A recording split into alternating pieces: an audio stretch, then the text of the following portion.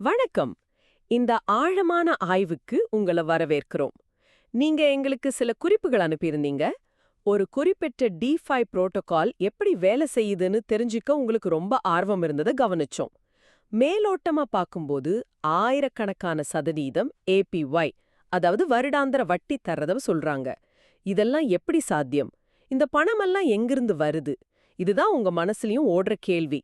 இன்றைக்கு அதுக்கு பின்னாடி இருக்கிற அந்த கணக்கு வழக்குகள், அது எப்படி வருமானம் தருதுங்கிறத பத்தி தான் நாம ரொம்ப ஆழமா பார்க்க போறோம். ஆமா, இந்த மாதிரி புரோட்டோகால்கள்ல இருக்கிற பெரிய கவர்ச்சியே அந்த பிரம்மாண்டமான ஏபிஒய் எண்கள் தான். ஆனா அந்த எண்களுக்கு பின்னால் ஒரு சிக்கலான இயந்திரம் வேலை செஞ்சுட்டு இருக்கு. அதை நம்ம புரிஞ்சுக்கிட்டாலே போதும், இந்த சிஸ்டம் எப்படி நிலைக்குது, எப்படி இவ்ளோ வருமானம் கொடுக்குதுங்கிற தெளிவு கிடைச்சிரும். உங்க குறிப்புகள்ல இருந்த ஒரு அருமையான உதாரணத்தோட ஆரம்பிக்கலாம்னு நினைக்கிறேன். ஓ, தாராளமா.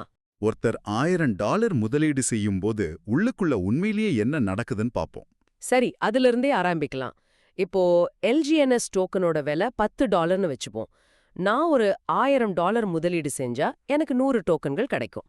இது ரொம்ப நேரடியான கணக்கு. ஆனா நீங்க சொல்றத பார்த்தா திரைக்கு பின்னாடி வேற ஏதோ பெரிய விஷயமே நடக்குது போல இருக்கே. நிச்சயமா, நாம முதலீடு செய்யற அந்த $1000 ஒரே இடத்துக்கு போறதில்ல. அப்படியா? அது ரெண்டா பிரியுது. உங்க குறிப்புகள்ல சொல்ற மாதிரி இதுல சுமார் 40% முதல் 60% வரை. சரி. நாம உதாரணத்துக்கு 50%, அதாவது $500ன்னு எடுத்துக்கலாம். இந்த $500 நேரா கருவூலம், அதாவது ட்ரெஷரின்னு சொல்ற ஒரு இடத்துக்கு போயிடுது. ஓகே. அப்போ மீதி மீதி $500 தான் பணப்புழக்க குளம், அதாவது லிக்விடிட்டி பூல்குள்ள போகுது. ஒரு நிமிஷம். நான் முதலீடு செஞ்ச பணத்துல பாதியை எடுத்து தனியா கருவூலம்னு ஒண்ணுல வைக்கிறாங்கன்னா எனக்கு அதுல என்ன லாபம்? என் பணம் சும்மா தானே அங்க இருக்க போகுது. அதை ஏன் ஆபத்தில்லா மதிப்பு, அதாவது ரிஸ்க் ஃப்ரீ வேல்யூன்னு சொல்றாங்க? அதுல அப்படி என்ன பாதுகாப்பு இருக்கு? இது ஒரு அருமையான கேள்வி. அந்த கருவூலம் தான் இந்த முழு புரோட்டோகாலுக்கும் ஒரு பாதுகாப்பு வலை மாதிரி. பாதுகாப்பு வலையா? ஆமா, அந்த $500 அங்க சும்மா இருக்காது, அது ஒரு முக்கியமான வேலையை செய்யுது. இந்த புரோட்டோகாலோட விதிப்படி கருவூலத்தில் இருக்கிற ஒவ்வொரு LGNS டோக்கனுக்கும் குறைந்தபட்சம் ஒரு DAI அல்லது ஒரு USDT மாதிரி ஒரு ஸ்டேபிள் காயின் ஆதாரம் இருக்கணும். ம். அதாவது LGNS டோக்கனோட விலை சந்தையில எவ்வளவு வேணும்னாலும் ஏறி இறங்கலாம். ஆனா அதோட அடிப்படை மதிப்பு எப்பவுமே $1க்கு கீழே போகாது. ஓ, அப்ப பூஜ்யம் ஆகாது. சத்தியமா ஆகாது. அதனால தான் இது ஆபத்தில்லா மதிப்பு. உங்க டோக்கன் மதிப்பு பூஜ்யம் ஆகாதுங்கிற ஒரு உத்தரவாதத்தை இந்த கருவூலம் கொடுக்குது. Okay, okay. அப்போ இது ஒரு விதமான இன்சூரன்ஸ் மாதிரி. சரி, அந்த $500 கருவூலத்துக்கு போனதும் அது அங்க என்ன செய்யுது? இப்பதான் நாம விஷயத்தோட மையப்பகுதிக்கு வர்றோம். அந்த $500 கருவூலத்துக்கு 500 புதிய LGNS டோக்கன்களை அச்சிடும், அதாவது மின்ட் பண்ற அதிகாரத்தை கொடுக்குது. ம். இங்க நாம அச்சிடுறதுக்கும் சுரங்கம் தோன்றதுக்கும் உள்ள வித்தியாசத்தை நல்லா புரிஞ்சுக்கணும். ஆமா, அது ரொம்ப முக்கியம். பிட்காயின்ல மைனிங், அதாவது சுரங்கம் தோண்டுதல்னு சொல்லுவாங்க. ஆனா இங்க மின்டிங், அதாவது அச்சிடுதல்னு சொல்றீங்க. என்ன வித்தியாசம்? இதுல ரெண்டுக்கும் பெரிய வித்தியாசம் இருக்கு பாருங்க. சுரங்கம் தோன்றதுங்கிறது ஒரு கடினமான கணக்கு புதிரை தீர்க்கிற மாதிரி. ஆமா, அதுக்கு நிறைய கம்ப்யூட்டர் பவர் தேவைப்படும். ஆமா, கம்ப்யூட்டர் பவர், கரண்ட் எல்லாம் ரொம்ப செலவாகும். அது ரொம்பவே செலவு பிடிச்ச மெதுவான ஒரு செயல். ஆனா அச்சிடுறதுங்கிறது நம்ம ரிசர்வ் பேங்க் கையில தங்கம் மாதிரியான சொத்துக்கள் இருந்தா புது நோட்டை அச்சடிக்கிற மாதிரி. ஓ, புரியுது. இங்க கருவூலத்துல ஸ்டேபிள் காயின் சொத்துக்கள் இருந்தா அதை வச்சு புது டோக்கன்களை சுலபமா உருவாக்கிடலாம். சக்தி செலவு ரொம்ப ரொம்ப கம்மி, வேகமும் அதிகம். சரி, அப்போ என் $500 முதலீட்டை வச்சு கருவூலம் 500 டோக்கன்களை அச்சிட தயாரா இருக்கு. ஆனா இங்க தான் எனக்கு ஒரு பெரிய சந்தேகம் வருது. சொல்லுங்க. இந்த புரோட்டோகால் 800% APY தருதுன்னு வச்சுப்போம். நான் 100 டோக்கன் வாங்கியிருந்தா ஒரு வருஷத்துல எனக்கு 800 டோக்கன் வட்டி மட்டுமே கிடைக்கணும். ஆனா நீங்க சொல்ற கணக்குப்படி 500 டோக்கன் தான் அச்சிட முடியுது. அப்போ மீதி 300 டோக்கன்கள் எங்க இருந்து மாயாஜாலம் மாதிரி வரும்? இதுதான் $1 மில்லியன் கேள்வி. இதுல மாயாஜாலம் எதுவும் இல்ல, சுத்தமான கணக்கு தான் இருக்கு. முதல்ல, கருவூலம் அச்சிடுற அந்த 500 டோக்கன்கள் உங்களுக்கு ஒரே நாள்ல கிடைக்காது. அப்போ அது தினசரி APY சதவீதத்தின் அடிப்படையில, உதாரணத்துக்கு ஒவ்வொரு 8 மணி நேரத்துக்கும் 0.2% அப்படின்னு கொஞ்சம் கொஞ்சமா உங்க கணக்குல சேர்ந்துட்டே இருக்கும். ஒரு நிமிஷம். நீங்க சொல்றது ரொம்ப ஆச்சரியமா இருக்கு. அதாவது வருஷம் முழுக்க எனக்கு கிடைக்க போற ரிவார்ட்ஸ்ல ஒரு பெரிய பகுதிக்கு நான் முதலீடு செஞ்ச முதல் நாளே என் பணத்துல இருந்து ஒரு பகுதி ஒதுக்கிட்டாங்க, அப்படிதானே? மிகச்சரியா சொன்னீங்க. இது பல பேர் கவனிக்காத ஒரு விஷயம். ஆமா, உங்க குறிப்புகள்ல இந்த வரிய ரொம்ப அழகா சொல்லியிருக்காங்க. நீங்க எல்ஜிஎன்எஸ் டோக்கன் வாங்கும்போது அதுக்கு இணையா ஸ்டேபிள் காயினையும் அந்த குளத்துல வைப்பாங்க இல்லையா? ஆமா. இப்போ மத்தவங்க எல்ஜிஎன்எஸ் டோக்கனை வாங்கவோ விற்கவோ செய்யும்போது ஒவ்வொரு டிரான்சாக்ஷனுக்கும் ஒரு சின்ன கட்டணம் வசூலிக்கப்படும். சரி. அந்த கட்டணம் அந்த குளத்துக்கு பணத்தை கொடுத்த உங்களைப் போன்ற முதலீட்டாளர்களுக்கு வருமானமா போய் சேரும்.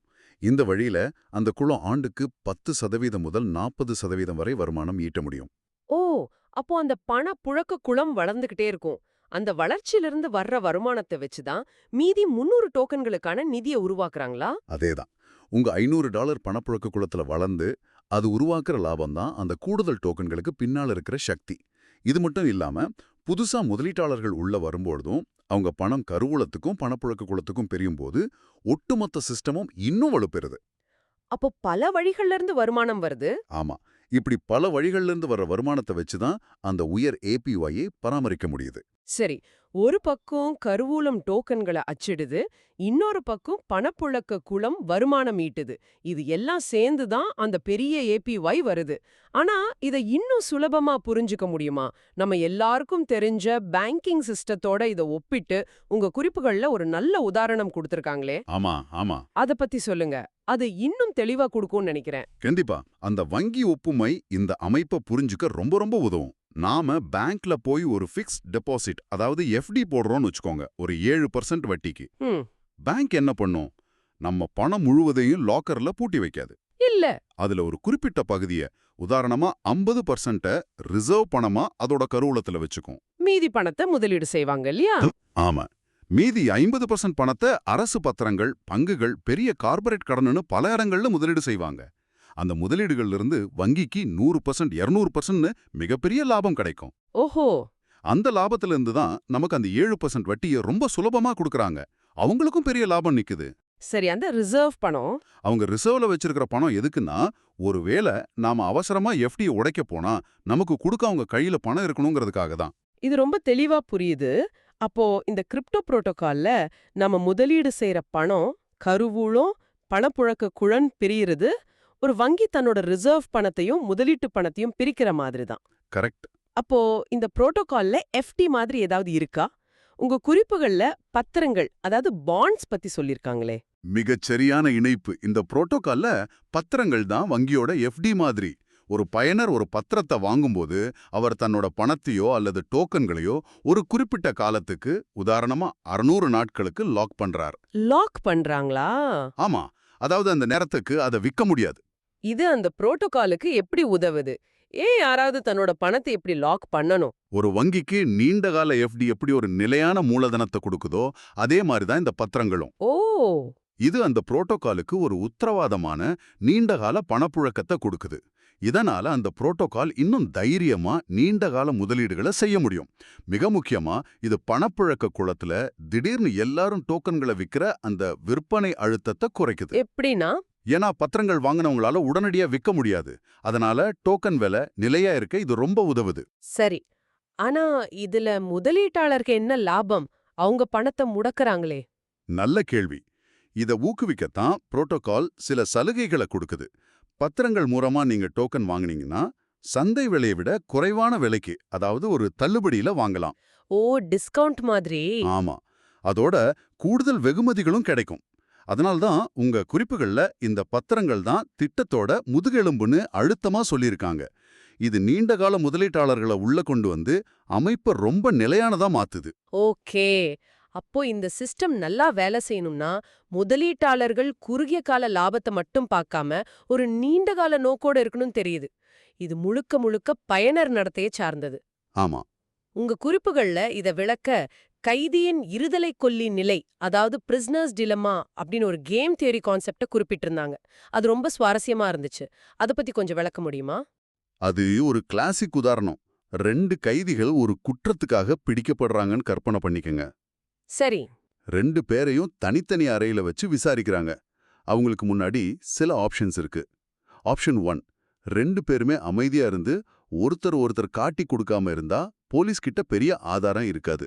அதனால 2 பேருக்கும் சின்ன தண்டனை, 1 வருஷம் ஜெயில்னு வச்சுக்கலாம். இதுதான் ஒத்துழைப்பு. சரி, ரெண்டாவது ஆப்ஷன் என்ன? ஆப்ஷன் 2, ஒரு கைதி இன்னொருத்தரை காட்டி கொடுத்துட்டு அவர் மட்டும் அமைதியா இருந்தா காட்டி கொடுத்தவர் விடுதலை ஆயிடுவாரு. ஆனா காட்டி கொடுக்கப்பட்டவருக்கு 10 வருஷம் ஜெயில் தண்டனை கிடைக்கும்.